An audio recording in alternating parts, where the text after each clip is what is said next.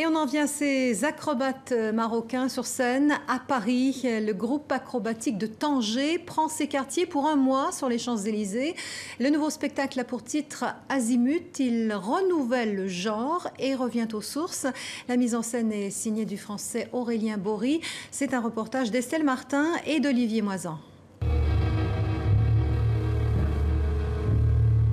S'élever toujours plus haut. L'acrobatie marocaine peut être spectaculaire, elle est surtout méconnue.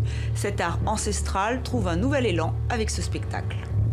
Le constat, en fait, au Maroc, c'était d'abord, ces artistes n'étaient pas considérés en tant qu'artistes. Donc, c'est des artistes qui étaient marginalisés, qui vivaient plus des animations dans les rues, encore dans les étoiles pour les touristes, alors que l'acrobatie marocaine a une sacrée histoire.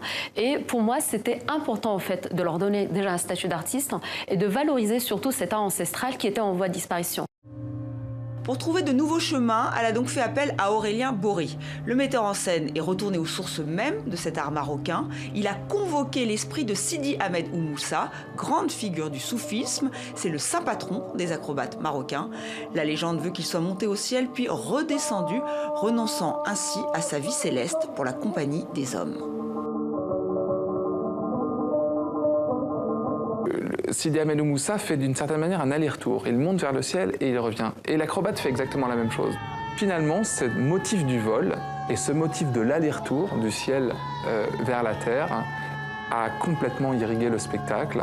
Et on peut le voir dans différentes scènes, ces allers-retours, dans toutes les dimensions de l'espace et ces tentatives vers le ciel qui sont toujours échouées.